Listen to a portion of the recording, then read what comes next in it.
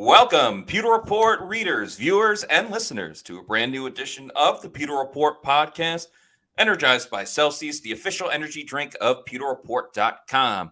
Want to say hello to all the Pewter people that are filing in as we begin this afternoon's episode, as we will be talking about which Bucs take the biggest step in 2024. This Buccaneers team, yes, they have their core players like Mike Evans and Baker Mayfield and Chris Godwin, who have been around for a while. But I think if you look up and down the roster, there are a lot of young players that contribute and will have to play well in order for this team to continue to succeed. So, who's going to take the biggest step? We're going to look at a lot of last year's draft class and the 2022 draft class, kind of break down some players that we think will have an even better year in 2024. I'm your host, Matt Matera. Joined with me is my fellow colleague, the face that runs the place at PewterReport.com, SR Scott Reynolds. Scott, how are we doing?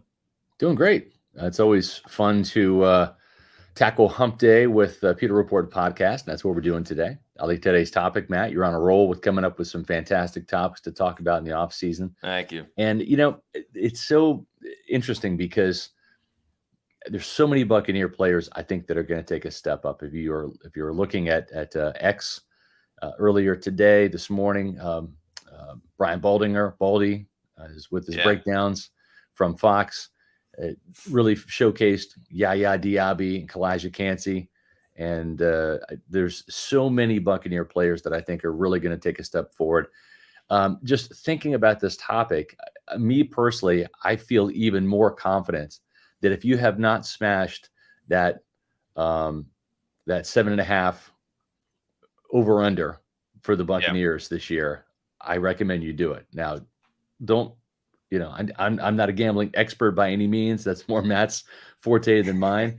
But I made a lot of money last year when the Buccaneers won the division, made the playoffs. And what was the over under last year, Matt? Was it 6? 6.5. 6.5, yeah. So I just think that if everybody but Mike Florio is sleeping on the Buccaneers this year nationally. Florio just put a story out, has the Buccaneers in his power rankings, the preseason power rankings, number 9. So he's by far the only the national media guy that has thought that highly of the Buccaneers. But yeah, just to me, with these draft classes over the last couple of years, Matt, these last 3, 2022, 2023, and this season, I just see a bunch of young talent that is just going to rise and ascend and help take this team to new heights. No question about it, Scott. And to kind of add further to that point, on yesterday's show, we ranked the top 20 most important Buccaneers for this season. And with the exception of really Baker Mayfield, and I think there was like 1 or 2 other players, Jordan Whitehead, but he got drafted by the team. So actually that one doesn't count. Really, outside of Baker and like 1 or 2 other players, there was a commenter that said this yesterday after the show. All the Bucs that we ranked as the most important are all homegrown talent. They are all players that were drafted by Jason Light and this front office. And that's always the sign of a good organization where your biggest issue is, how are we going to re-sign the guys that we just drafted? And we've seen the Bucs tackle this during this offseason with Antoine Winfield Jr. And hopefully we'll get something done soon with Tristan Wirfs. And hey, even Mike Evans and Levante David kind of count in that category, but they've had several contracts returning to this team. So yeah, I mean, you look at the draft class that the Bucs just had last year with Keke Coutee and Yaya, like you mentioned, and Cody Mauch obviously plays big into this situation as well. And you look at the Bucky Irvings and the Jaylen McMillans of this year's draft class, and of course, Graham Barton, the first-round pick. And it's hard not to get excited about this group because even though we talk about, Levante's older and Mike Evans is older, eventually their careers will run down and be done. But that doesn't mean that the Bucs still can't be successful. And you see those guys on the screen right there with Yaya and Keke Coutee, and it feels like the Bucs are still in a really good spot, despite some moving parts that they have to deal with. Yeah, agreed. And it's going to be interesting to see which one of those guys gets to double-digit sacks first, because I think both of those players, Keke Coutee, Yaya Diabi, have double-digit sacks in their future. You look at Keke, after a very kind of slow start, missed all the training camp, missed the entire preseason, missed really the first 4 games, and finished with 4 sacks in the regular season, 10 tackles for loss, then added another sack and a half in the postseason, where he really was coming on at the end of the year. And Yaya Diabi cooled off a little bit towards the end, didn't make the playoff impact that I think he and the team wanted him to make, but 7.5 sacks, and most of those came when he wasn't even a starter. And then really kind of came on. One of the things that I really, I think we're going to see a lot more of this year from Yaya Diabi is the fact that he's able to not just get to the quarterback, but also get some takeaways, right? He had 2 fumble recoveries last year. He had a sack fumble recovery against the Jacksonville Jaguars against Trevor Lawrence. So I think that's going to be the next step for him, is he's going to be able to get to the quarterback more often this year, but do so with some really bad intentions and get the ball out, because that to me is really what separates good/very good pass rushers to great/elite pass rushers. Like Simeon Rice just had a knack for getting that ball out. Shaq Barrett also too, right? That 19.5 sack season, 6 forced fumbles. So that's the sacks are great. The sack fumbles are even better.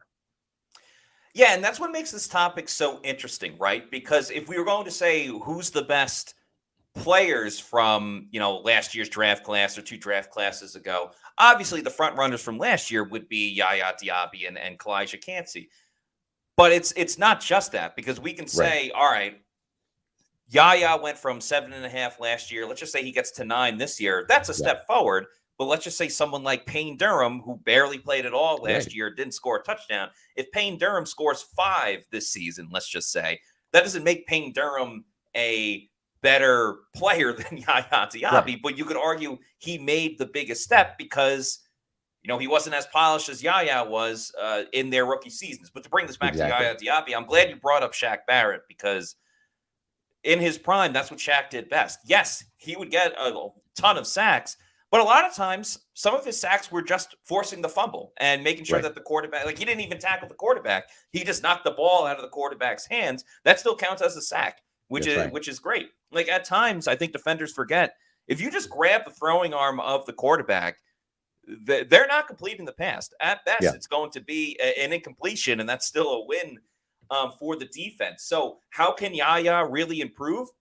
Sure, you want to see double-digit sacks. That's kind of the baseline for edge rushers, especially for the Bucs. It's so funny. They had that drought for a while since Simeon Rice until Jason Pierre-Paul broke it when he got to Tampa. But now it almost feels like if there's not 10 sacks by like a legit edge rusher, it kind of feels like a disappointment now. So I think Yaya is well on his way, but how can he improve? Yeah, the forced fumbles I think would be big.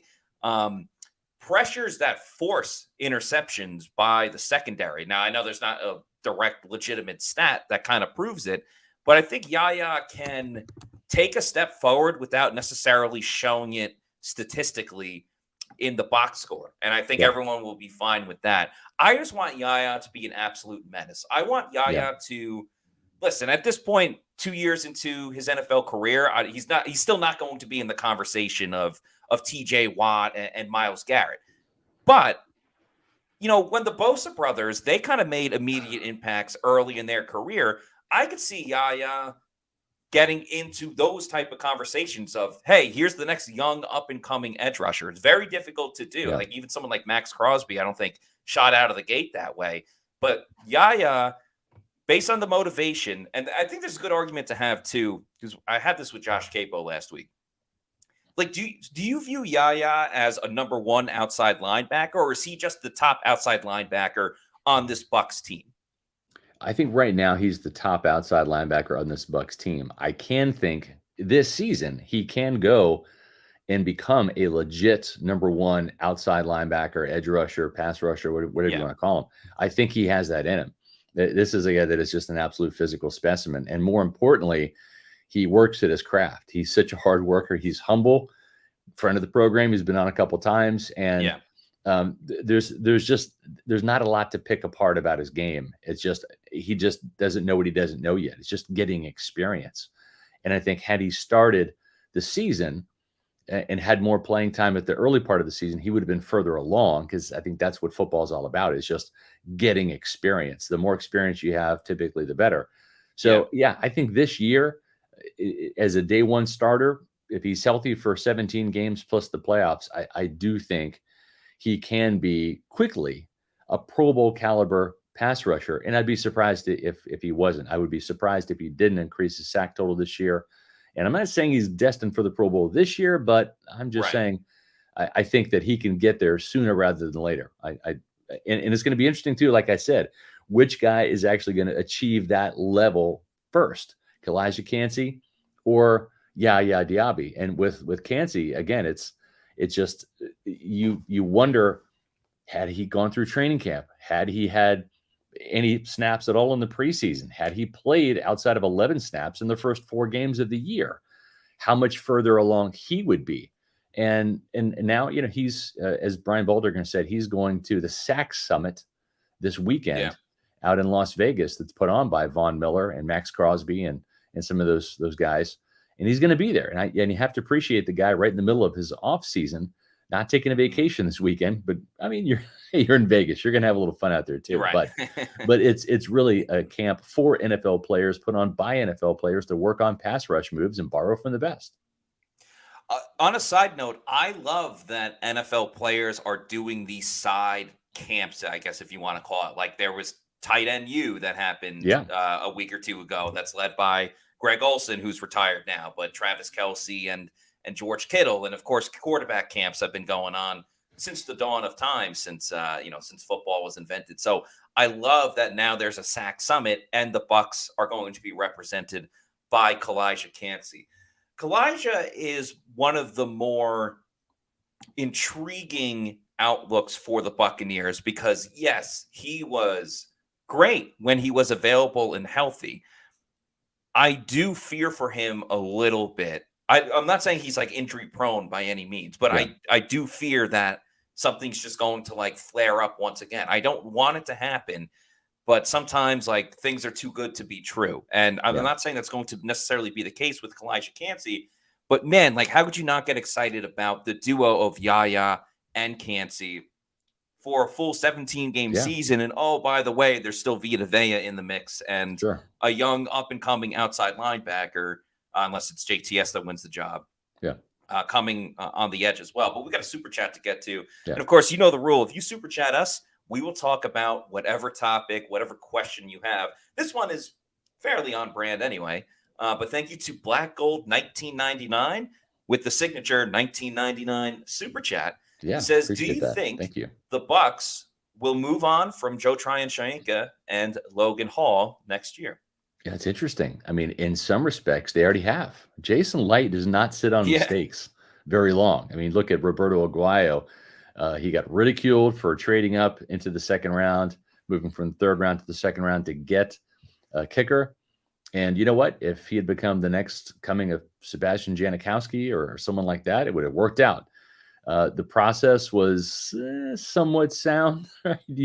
Your kicker is always going to be your leading scorer. And if you have a good one, like the Buccaneers eventually got with Ryan Suckup and now have with Chase McLaughlin, it just helps your playoff chances tremendously. I mean, you look around the league, Matt, and you don't see teams that are in the playoffs with bad kickers. It just, those two things don't go together.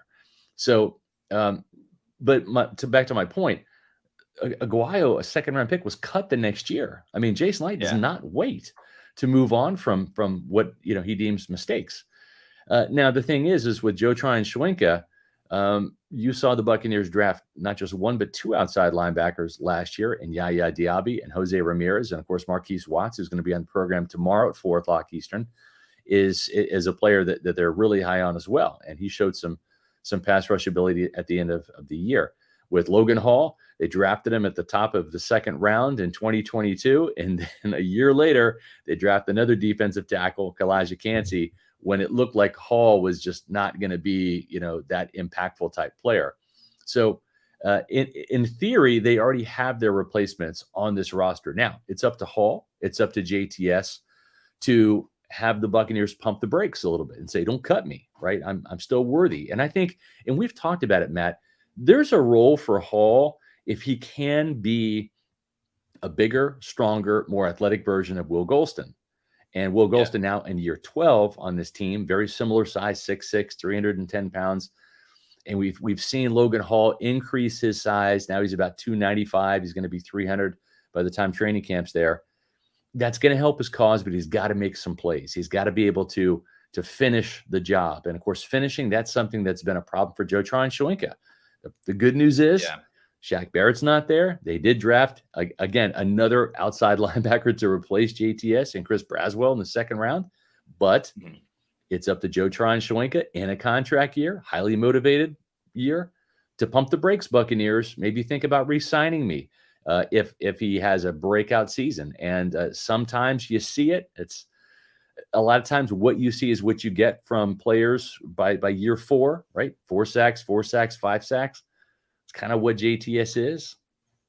We'll see. I think that because Hall will be under contract one more year, I think he'll stick around next year regardless, Matt. But at the same time, JTS, this is a make or break year for him in Tampa Bay. There's no doubt about it.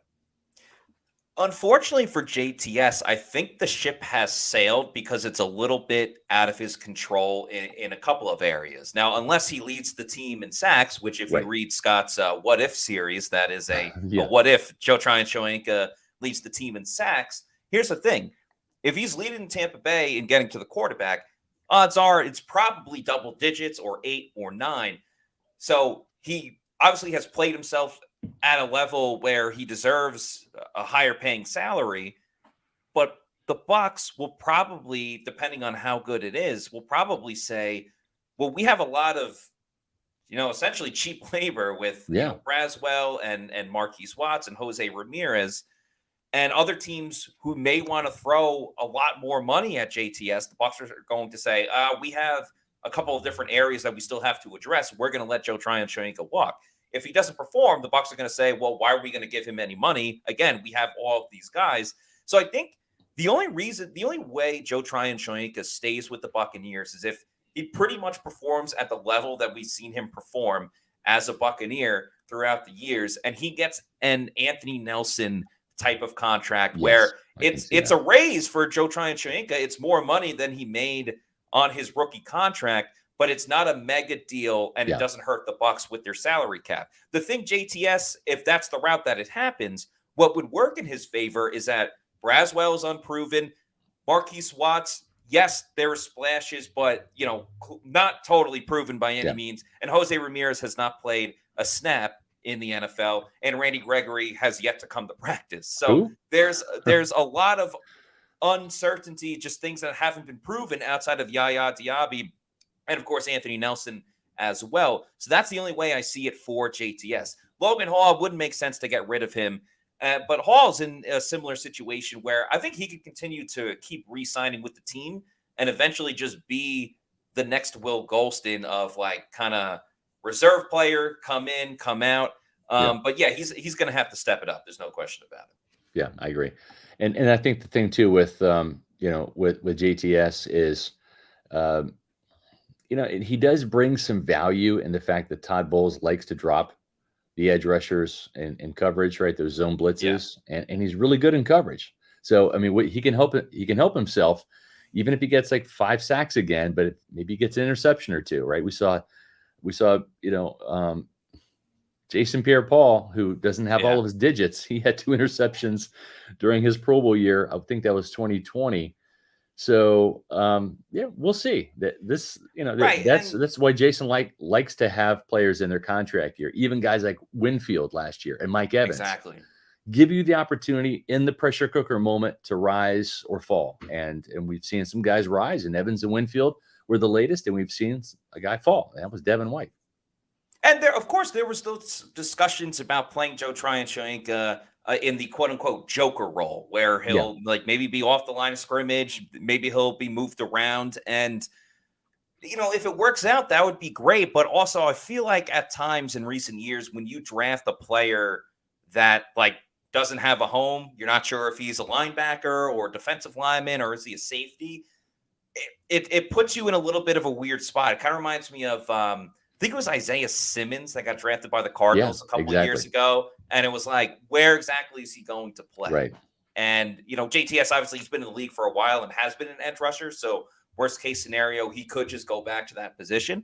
But they could also help his value if he's able to do a number of different things. But we'll see when we get closer to the season. We got another super chat. Thank you to Corey Richardson for this $9.99 super chat, who says, just want to give kudos to this channel. You guys are so consistent, so relevant. Scott's points about coaching being so meaningful is something I've echoed forever. Thank you for this channel. Well, so thank nice, you, Corey, as well. Really appreciate those kind words. We try to bring great episode after great episode 4 times a week. So thank you for the kind words, because we want to make it entertaining for you. And it seems like you approve. So just got to give some credit to Matt, because a lot of times there'll be some topics I come up with where, if Bailey's on or Josh is on or Sly's on, they'll come up with some topics. But really, I kind of looked at Matt and say, what do you want to talk about today? Right. And he's done a fantastic job. In the off season, it's not easy because there's no games to watch. There's no practices to review and analyze. And so at the same time, we do try to keep it relevant. We do try to keep it interesting. We don't try to repeat ourselves, but we do try to be consistent. We try to come up with good, entertaining content for you guys. And I do have a favor, because I've been looking over some analytics about the show, and we get several thousand views ultimately on the show, and we greatly appreciate that. And we know it's summer. A lot of people are on vacation. The numbers always dip during summertime. That's across the board for every football channel on YouTube. But if you could hit the like button and leave us a comment, if you're watching this program live or you're watching it on the podcast archive format, it's huge. It's important. Hit the like button, give us the thumbs up, and leave a comment. Whether it's good, bad, just say Pewter Report, go Bucs, whatever. Those comments, when they add up, it helps our YouTube algorithm and gets us in front of more Pewter people like yourself and helps our channel grow. It does. And, there are some people in the comments that will just comment algorithm help. That's totally fine too. That's if great. You want to do that as well. It takes 2 seconds. So we would really appreciate it. And Scott, you mentioned it a second ago, and thanks for the kind words, but you mentioned momentarily about staying relevant, keeping relevant with topics with the Buccaneers. One thing that is always relevant, of course, is Celsius Energy Drinks, the official energy drink of PewterReport.com and this Pewter Report podcast. Tons of great flavors like the Galaxy, Cosmic, and Astro vibes. I love the Arctic vibe. It's my personal favorite. There's no sugar in Celsius Energy Drinks, and it's gluten-free. If you want to get your day rolling, and maybe you want to substitute for coffee, try Celsius and all their great different flavors that they have. If you need to know where to find a Celsius energy drink, go to the Celsius store locator on their website. You could punch in your address, and it'll tell you the closest geographical location where you can pick one up. Might be a Target or a health and fitness store, a convenience store, or it could be your bodega.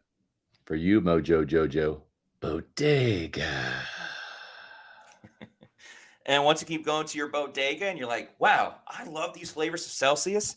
Now I want to get them in bulk. Well, good news for you. You can get them in bulk. Head on over to Amazon. Click on that subscribe and save. I'd recommend getting the variety pack because variety is the spice of life, and there's so many awesome flavors of Celsius. Get a chance to try all of them out. So Amazon, subscribe and save, variety pack. All that good stuff over at Celsius. Just make sure you're drinking Celsius energy drinks, and you can send it to your place of residence whenever you want. So shout out to Celsius, the official energy drink of the Pewter Report podcast. Matt, we're going to be having tomorrow on the show. We kind of talked about it this week, but Bucs outside linebacker Marquise Watts will be joining us at 4:00 tomorrow. So really appreciate Marquise taking some time out of his off-season schedule. These guys are on vacation, but yet he wants to come on and talk some Buccaneer football with you Pewter people. And so make sure you tune in tomorrow at 4:00 for Marquise Watts, who, I made a bold prediction. There's something about this guy, talking to him. Jason Light was on the show, Matt, doing the Pewter Report podcast with us. And I asked him for a couple names of who he's looking forward to seeing in training camp. And Marquise Watts is one of those 3 guys. And he was a buzzworthy player last year. certainly showed that in the preseason, ended up making the team over Jose Ramirez, who was actually drafted by the Bucs in the 6th round. Watts was an undrafted free agent out of Charlotte. And, I just, something about this guy. I believe in him. I don't know. He's number 5 right now on the outside linebackers. When you look at there's no official depth chart right now, Matt, but you and I are out there watching those mandatory minicamp practices, and the starters are, no surprise, Yaya Diaby, Joe Tryon-Shoyinka. Second team, no surprise, Anthony Nelson, the 6-year veteran, and Chris Braswell, the 2nd-round pick. And then the next couple of guys, right, Marquise Watts, Jose Ramirez. So Marquise Watts right now in that number 5 position on the depth chart. That's where he was at the end of last year. That's okay. He's got plenty of time, I think, to ascend and rise. And, he may not be the starter opposite Diaby in week 1. He certainly is going to have to outshine Braswell, who this team has invested a 2nd-round pick in. And when you do that, you are rooting for your 2nd-round pick to do really good, obviously. And again, JTS, Anthony Nelson, both those guys in contract years. But I just think that Watts might be a guy that is a situational pass rusher at the start of the season. He had a 23% pass rush win rate. Matt, you were talking about you want to see more interceptions caused by pressures and hits, and that was one right there on Will Levis in the Titans game. That was Antoine Winfield Jr. picking off the pass that fluttered up in the air after that hit by Marquise Watts. So I think that this guy might have a year like Yaya Diaby last year. He's not as talented as Diaby, but I could see him by the end of the season getting starter level reps. Now, maybe that's splitting time at opposite Diaby with Braswell, but I just think he's going to climb that depth chart from 5 to 4 to 3, maybe 2. We'll see. Yeah, that Tennessee game was certainly his signature moment. But I go back to a couple of things when it comes to Marquise Watts. First of all, he is a great interview, so he's going to be awesome on tomorrow's show. He's very well spoken, very comfortable in front of the mic and in front of cameras and stuff. But besides the point, I go back to training camp last year where Todd Bowles said outside linebacker is going to be one of the most difficult positions to kind of make those cuts and round out the 53-man roster. And then you go and watch the preseason again, and Marquise Watts was having like his own freestyle all-star game of just like every single snap. It was how much faster can he get to the quarterback? Because he was getting to the QB. It was just a matter of, would he get there in 2.5 seconds or 2.3 seconds? So, especially that the game against the Jets, he did a lot in that 4th quarter in particular. A couple of the other preseason, well, there's only 3, but the other preseason game, he was big with it. And then, who better to hear it from outside of Coach Bowles? Hearing it from a guy like Luke Gedeke, who says, Marquise Watts and Jose Ramirez were making us better as offensive tackles day in and day out at practice. Not just even going one-on-one, but kind of mimicking the other pass rushers that they were going to face that week. Gedeke, we all know the steps that he took this season or last season to become the starting tackle and completely bounce back from a rough rookie season. To hear him speak so highly of Marquise Watts, I think holds a lot of water in terms of the potential that he could reach. And I also go back to what you said on previous shows about the rotation of the Buccaneers. Let's not just do a rotation of, all right, you're going to get, this series and Anthony Nelson, you'll get that series. Let's rotate it. All right, JTS, you get 1st and 2nd down. If it's 3rd and 5, we'll bring in Anthony Nelson. If it's 3rd and 9, Marquise Watts is coming in and rotate it that way where guys are still fresh, but you're playing to the best of their abilities. Yeah. And it goes back to what we were saying. You call it the hockey lines rotation, and you're exactly right. Shift. Yeah, end the hockey shift and go with situational football. Put in Marquise Watts on every 3rd and long, which is typically 3rd and 6 or longer. I mean, I'm with you. Yeah. Even if it's for one play, and if they convert or if they have to punt, whatever, then he gets 1 snap on that particular series. But you put your money pass rushers in for the money down, which is 3rd down, and the guy had a 23% pass rush win rate last year. Granted, it was a smaller sample size, but I just want to see what this guy can do with more meaningful snaps, especially on 3rd down, because he can get to the quarterback, man. And it's what we talked about on yesterday's show with Todd Bowles. Like, coaching needs to, improve as well. And that's one way where you're trying something different that we haven't totally seen from Todd Bowles in his 2 years as the head coach of the Bucs. Anyway, we got another super chat to get to. Thank you to LDBC's Most Wanted. Appreciate this $4.99 super chat with a really good question too. Yeah. Saludos, Pewter Report. Hypothetical question. I like hypotheticals, especially this time of the year. Yeah. Levante has another All-Pro season, and the Bucs win the Super Bowl. Does Levante make the Hall of Fame? That's a really good question. Yeah. Great question, because I think Levante, just looking at linebackers of the last couple of seasons, certainly since Levante has been in the league, it feels like Levante, Luke Kuechly, who obviously Bucs fans are very familiar with, and Bobby Wagner all kind of get lumped together as great linebackers in that room. And both those guys, both those guys, Kuechly and Wagner, both of them made the Pro Bowls that Levante David didn't make, right, at linebacker. And so that I think is something that's bothersome to Ira Kaufman, who's going to be presenting Levante David's case after Levante retires. And, it's the Pro Bowl is a joke. We all know that, but it does matter when it comes to Ken. It just does. And I will say this, I'm going to put like a little exclamation point on this. We saw Derek Brooks have a pick six in a Super Bowl, the very first Super Bowl the Bucs were in and won, and back in 2002, Super Bowl 37, when they drubbed Rich Gannon and the Raiders. And Derek Brooks didn't need that particular pick six to get in the Hall of Fame. I mean, he was the NFL Defensive Player of the Year that year in 2002, and the most decorated Buccaneer of all time. He was going to be a shoo-in. But I think for Levante David, Matt, if he does have another All-Pro season and the Bucs do win a Super Bowl, and if he makes a memorable splash play in that Super Bowl, in other words, if he has a signature moment, I think that helps his cause. I really do. And maybe it's not in the Super Bowl. Maybe it's in the NFC Championship game. Maybe he has a little bit of Rondé Barber magic, right, where he gets a pick six or a scoop and score, something like that.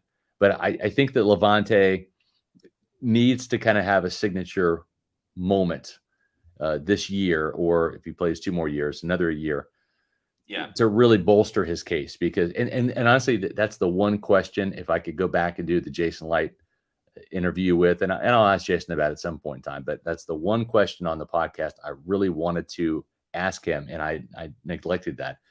I was going to say, make the case for Levante David making the Hall of Fame, because I wanted to hear what Jason Light had to say, and maybe I'll ask that of Todd Bowles too.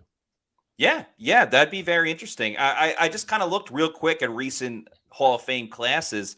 I think kind of a good comparison is Zach Thomas, a linebacker that played for the Dolphins for quite a while. Without even looking at the stats and just comparing one to the other, I don't know. I think Levante David's very much on that level. I think he deserves to be in there, but really, I think Simeon Rice deserves to be there, but I don't know exactly. If he's so Levante may suffer the same fate that Simeon Rice is dealing with someone else that was in this year's draft class of DeMarcus Ware, where Simeon Rice has the better stats, but DeMarcus Ware played for the Cowboys and won a championship with the Broncos. Obviously, Simeon Rice did win a Super Bowl, but if Levante gets that second Super Bowl, I believe his stats are already better than Bobby Wagner's. So he'd have, I know the All-Pros and the Pro Bowls hurt him, but he'd have one more Super Bowl than Bobby Wagner. The stats would be better than Luke Kuechly, just because Kuechly kind of retired at a younger age. But it'd be really tough to keep Levante out if he gets another All-Pro, especially later in his career, because I think that's a good argument for him as well. Like, he did it consistently. He won an All-Pro, was it his 13th season this year? 13 years into the NFL, and he got an All-Pro and won another Super Bowl. So, I think if he does it in that sense of what LDBC's Most Wanted was saying, it obviously helps his case a lot more. But, man, it'd be really difficult to keep him out in that situation. Yeah, I agree. We've talked a lot about the defensive side of the ball. Any other defensive players, Matt? Let's talk a little offense coming up. But any other defensive players? I know Zion McCollum's one of those players. Yeah, Zion. Zion was. That we think is going to take a big ton. step. Yeah. Yeah, him, being a full-time starter, obviously is really important. You know what? Defensively, I'll bring up another name that I think is gonna, possibly, um, I think I shine a know what little you're gonna bit. say. Well, and a little bit of a bias here, but I'm gonna say Josh Hayes. Yes, I knew it. I You knew know it. it? Yeah, you know it. Yeah, my Kansas State Wildcat. Listen, this is a player that is just he's quiet, he's humble, doesn't say much, you don't notice him, but he was literally one of the best gunners last year in not just Tampa Bay, but in the entire NFL. Was the third leading special teams tackler, and as well as Zion McCollum played as a rookie gunner, Josh Hayes actually played better. He was a more sure tackler and physical presence, 4.4 speed. And now it's time to kind of make that jump. And it's interesting because the Buccaneers didn't draft a corner. They signed Bryce Hall. But really, when you look at that depth chart, right, they traded away Carlton Davis and then they signed Bryce Hall, but they didn't really add another true cornerback that can play outside. And that's where Josh Hayes is going to play this year. He was in the running for the nickel job last year, lost it out to Christian Izien, and they just start on special teams. But Hayes has been getting some buzz behind the scenes. And, I know that Bryce Hall is an accomplished player, and I'm not going to make too much out of that particular second mandatory minicamp practice, but I mean, Hall got smoked. And we'll see how Hayes does, but I just wouldn't be surprised. I'm not saying it's going to happen because Hall has the experience and the pedigree, but I wouldn't be surprised if Josh Hayes slides into that cornerback 3 role this year. I think he can do it. Yeah, I'll admit, kind of like figuring out the depth chart and stuff, Josh Hayes wasn't totally like on my mind as much when I'm thinking how the Bucs are going to fill it out. But with that said, he could still take a big step forward as even a better special teams guy. Yeah. Like the Patriots for years had Matthew Slater, who would make Pro Bowl after Pro Bowl. And when you're a special teams guy making the Pro Bowl, you kind of earn it even more because you're kind of less noticed in general. But I think he can kind of take a step up as the premier special teams guy for the Buccaneers. And then if he can do anything in the secondary, obviously that will help his cause. It's just tough when, like you mentioned, Bryce Hall comes in, they draft Tyke Smith. Christian Izien obviously had an impact last year as an undrafted free agent. He definitely gets lost in the cards, in the shuffle, if you will. But hey, I mean, for a guy that was drafted in the 6th round, he's certainly benefited the Bucs more than just being a wasted draft pick. So that's obviously a positive. And also, too, since we're talking about last year's draft class, we would be remiss if we didn't talk about Cervasier Dennis, another friend of the program. Had him on earlier this offseason as well. He was Mr. Pick 6 last offseason, last summer. And I even talked about him on a recent Pewter Pulse as one of the overhyped Bucs, and he earned all the hype that he got. Man, when you get a pick 6, like literally 5 minutes into your first rookie minicamp practice, and then 2 more pick 6s during the OTAs, and then another pick 6 early in training camp, you kind of generate some buzz, and that's not really a fluke when you do it 4 times. I think the problem was, and this is something that Dennis admitted to, and I give him a lot of credit for, is he didn't have a great preseason opener against the Pittsburgh Steelers, and he injured his hamstring in that game. And whenever you're a rookie and you miss one of those 3 preseason games, there used to be 4, now there's 3. It really hurts your cause, because that's the opportunity where you get the coaches to trust you, and you get the coaches to put a little check by your name and say, okay, well, we know what this guy can do because he's done it. But when you're not out there, when you're standing on the sidelines with an injury, they just don't know. You're an unknown commodity. And now we did see Cervasier Dennis get a chance to start and made a big play. This is that tackle on the 4th down that the Colts went for and got. And he had a pretty decent game against the Colts, not terribly splashy, but was solid. And then, as fate would have it, he gets sick, like with the flu. And he would have started the next game against the Carolina Panthers in the rain, but he had to miss that game because he missed so much practice time. So it just was a series of bad luck for Savasier Dennis, but this guy is too smart, too good, too talented to let those unfortunate circumstances hold him back. And I think it was more a case of bad luck than bad play, than bad player last year, Matt. What do you think? Yeah, it's tough to say like how much he can improve this season if he's not going to start. If it's, a situation where it's Levante and KJ Britt, but of course we don't know how the season goes. We don't know who's going to get injured or what happens. Yeah. With that said, let me hold you right there. Yeah. And we don't know if Todd Bowles is going to be open to platooning. Yes. Those inside linebacker spot, that middle linebacker spot, as he did. If it's up to KJ Britt, we know that he's going to be the guy on first and second down, but can he prove to Bowles and to Larry Foote he can be trusted in coverage, or do they do what they did last year, at the end of last year, where they play KJ Britt on the early downs and they would bring in Devin White to be that blitzer / coverage guy? They might do that with Savasier Dennis if he shows up in the preseason. Yeah, exactly. And oddly enough, they went to the same school, but it's kind of interesting how similar Kalijah Cansey and Savasier Dennis had it, where they both got injured. I mean, Kalijah was so early into training camp, but then Savasier Dennis got injured as well, and kind of hurt the overall growth of and his development of a being an NFL player in this league. So just him having a whole season under his belt, he seems like a very high football IQ type of guy, from really when he was on this show explaining how he figured out, the Colts are going play action here and figuring everything out. It shows how, I don't want to say dedicated, because all these players are dedicated, but how in tune he is with like what needs to be done, what he has to work on, and what he knows that he has to do. So he's certainly got laser focus, and that can help translate into taking that next step.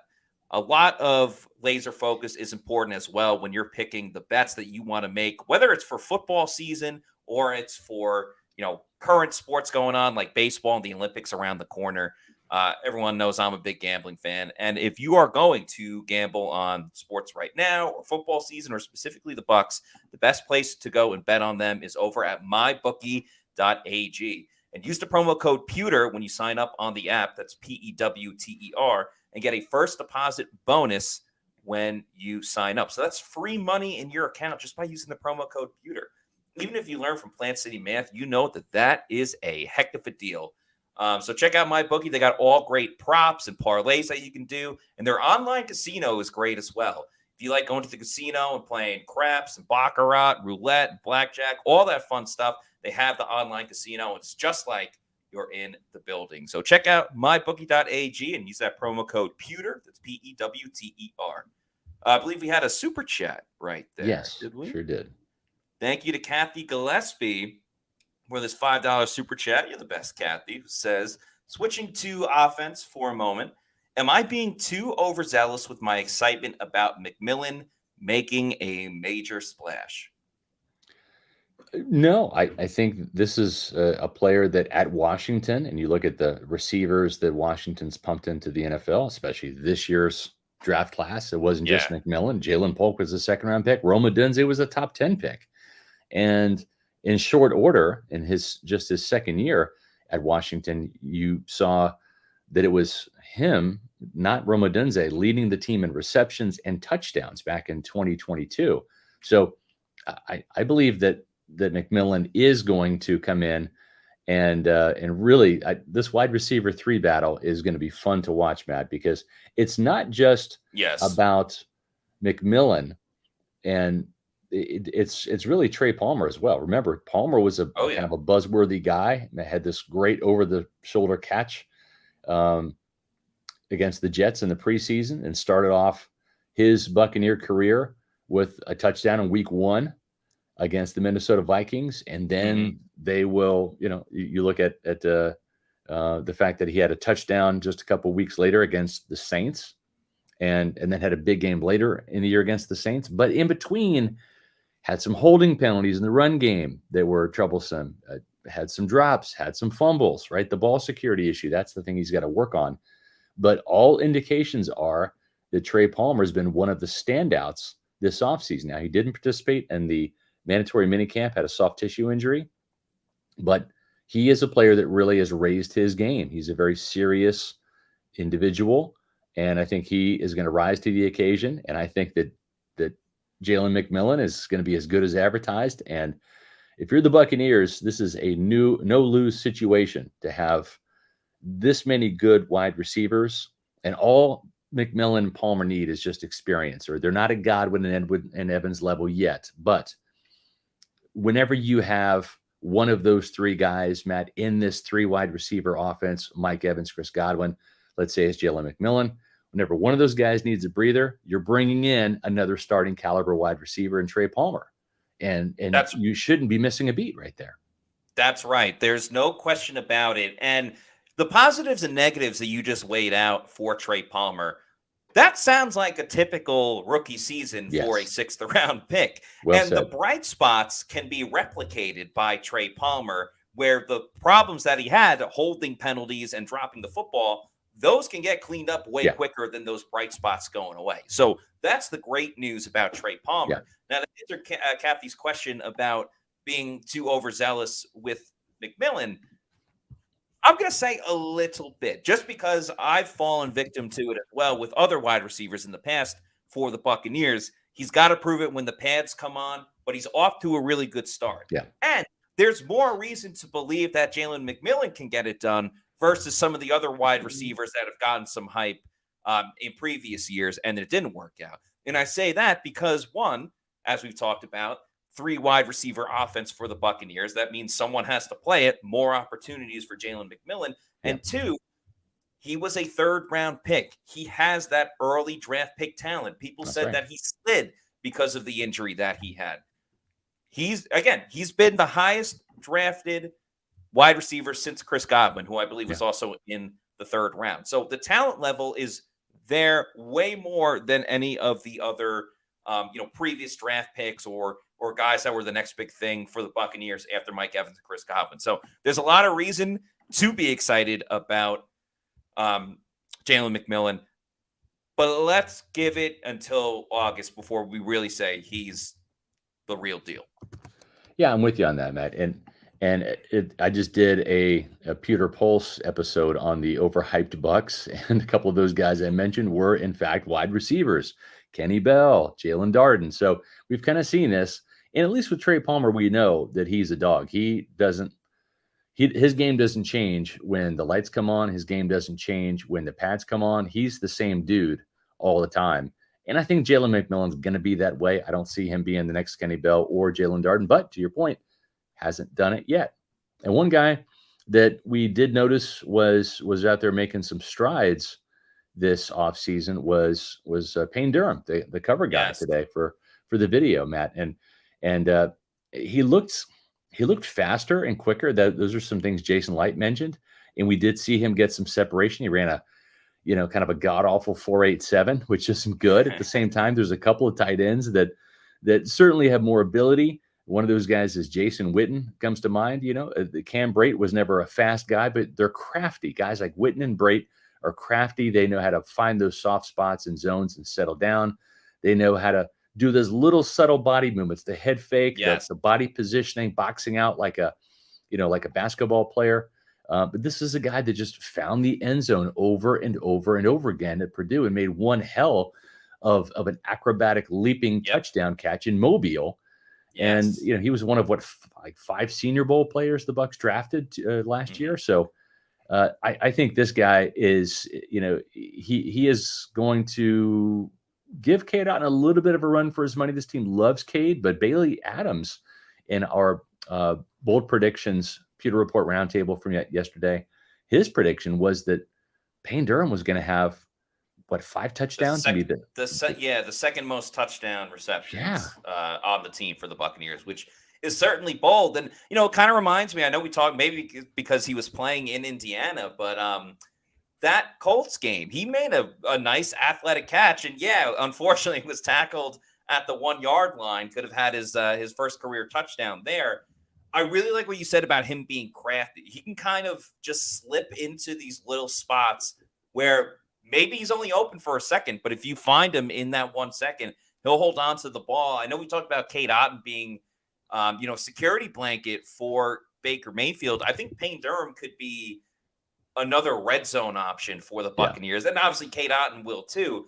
But Payne Durham, while the 40-yard dash does not back this up, he has like athleticism to him. He has an ability to really just make plays. And the beauty of that is that it's not something you can totally quantify. It's just kind of, do you have that wherewithal to make a big play in a big moment? And Kate Otten does. I think Payne Durham can add a little bit more to this team. He's never going to be the most physical guy, and that might be an issue for the Buccaneers just in terms of finding that blocking tight end. Yeah. With all that said, I think he can help out the Bucs. Again, he's a guy that was a later pick. Oh, he was a 5th round pick. He's not supposed to burst onto the scene and be incredible right away. We kind of saw that with Zion McCollum, who was a later round pick as well. So I think Payne Durham, year 2, let's see how much he grows, because depth is so important in the NFL. And at tight end, where the Bucs have had such a young group, he's just unproven. And he just needs reps and experience. And that's really kind of the best thing you could say about Payne Durham, is that he's going to have a whole new understanding, goes through that body transformation like Cody Mauch, who I think we'll talk about in a moment. And, Payne Durham, I think, can take the biggest step forward.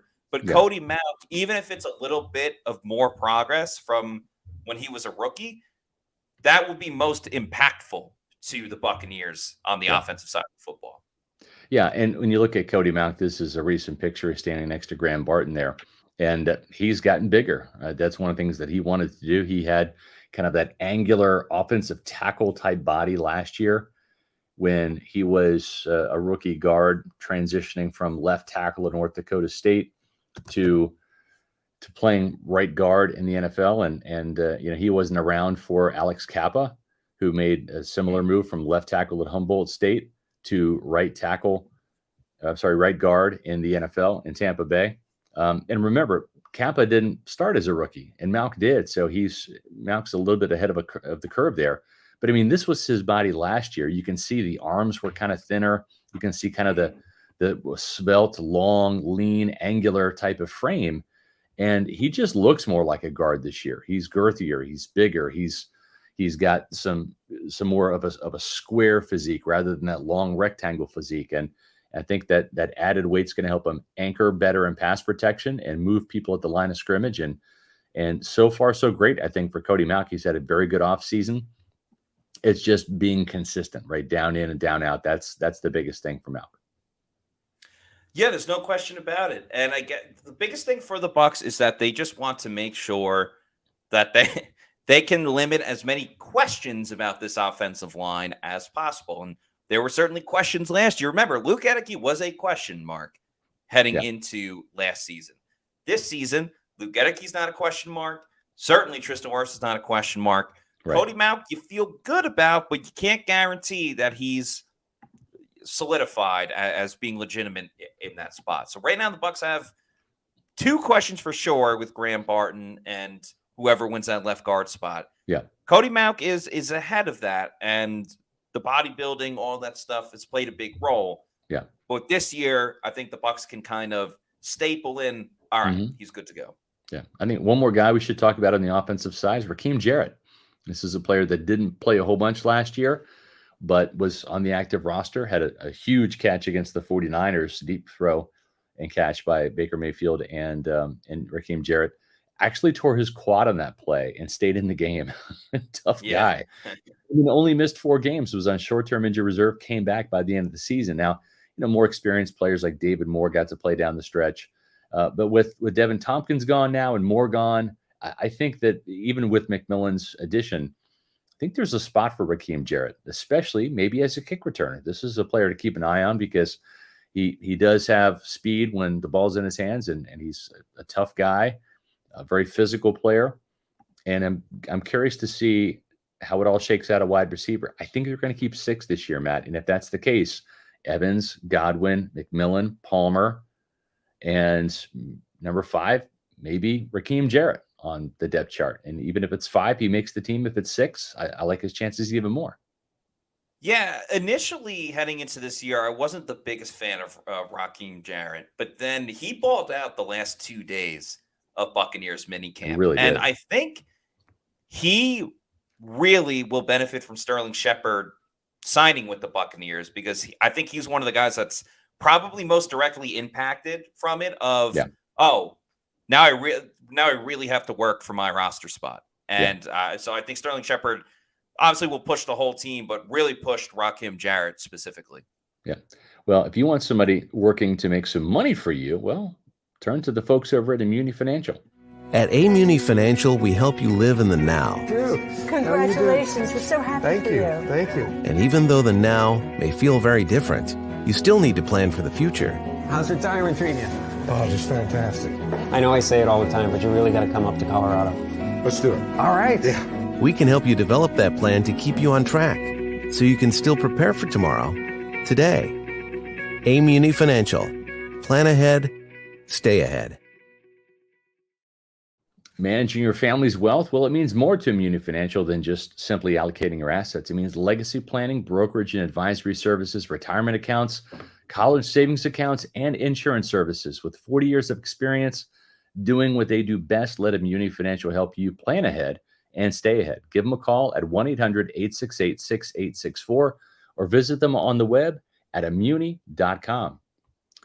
This has been a fun week, and it continues tomorrow at 4 p.m. as we've got Marquise Watts, Bucs' second-year outside linebacker, joining the show. That should be fun. He's a great interview. We're looking forward to that. We've had a lot of great offseason guests for the Buccaneers: Mike Greenberg, Jason Light, Zion McCollum, Will Golston, Yaya Diabi, Servassier Dennis. Yeah. So we've had a lot. He'll be the next one.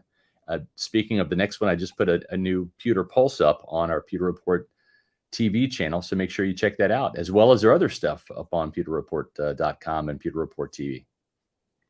Yeah, absolutely. Tons and tons of great stuff. More to come as well. So please follow us on our social media on X, Facebook, and Instagram at Pewter Report.